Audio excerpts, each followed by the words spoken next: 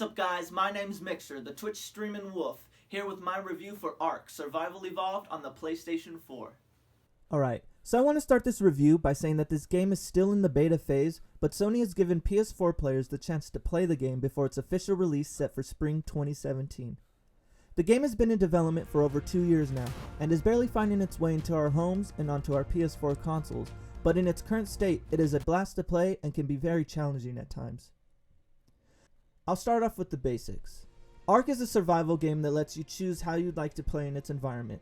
Solo on your own against the environment, or with friends via local hosting, or you can hop online to one of the many dedicated servers and jump right into some player versus player action. The game starts out just like any other survival game. You're naked, on an island, desperate for attention with no one near you but a bunch of hellbent dinosaurs looking for a human to maul to death.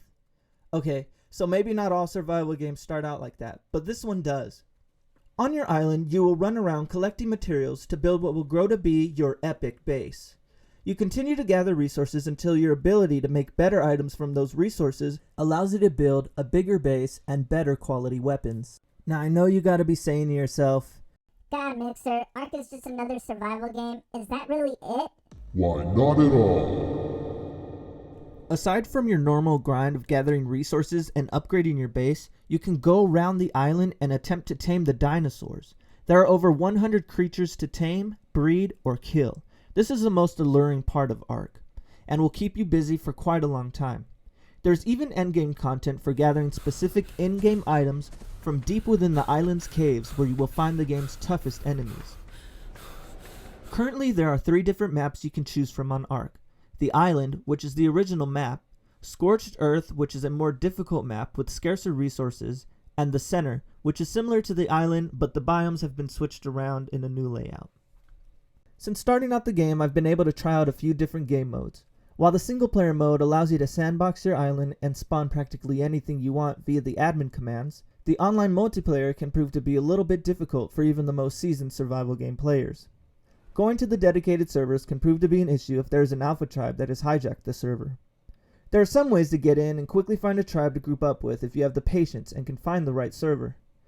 Now, you can host a private server on your PS4 for you and your friends, but you are currently limited to a 200-meter radius, so you have to stay close together, which can be a headache as you grow in experience and are asked to carry out more complicated tasks for your tribe. The game's developers are currently working on the tether distance to increase that 200-meter radius. Aside from the alpha tribes wiping servers clean of new players, the game suffers from still being in beta phase because not all the kinks have been worked out. Sometimes while you're playing, your dinosaurs might wander off or disappear, only to later appear in another area that you might not have previously visited. There are also a few issues when building your base. Sometimes the snap points on the pieces don't always connect the way you'd expect them to, so you have to kind of play around with the pieces you're attaching. Also, sometimes when you're hunting for jerboas in the desert, they seem to disappear into the ground after being knocked out. Being that the game is still in its beta phase, this gives us, the consumer, the ability to hopefully voice our concerns to the developers at Wildcard and make some changes before the official release this spring. The developers have provided their Twitter accounts and are open to any questions or concerns you may have. In some cases, where alphas are abusing their power, they will ban those users from the server that is being hijacked. So please send any concerns or questions to the devs. I will be providing the contact information down in the link. You can also go to survivetheark.com, where you can get updates on all the latest in developments. Overall, the game is great and a lot of fun if you got a bunch of friends you can tribe up with on a server to take down and raid other tribes. PS4 will be supporting PC-hosted servers in the coming months, so you won't have to deal with the tether distance if you want to have a private game with buddies. This is definitely a buy if you love PvP and survival games with dinosaurs. If you're looking for a flawless game, wait and see how it turns out this spring before you buy. That's it from me. Stay tuned to my channel for updates on Ark and what we will be seeing in the coming months from the developers. I'll also be throwing up some tips and tricks from my PvP experience, so be sure to hit that like button and subscribe.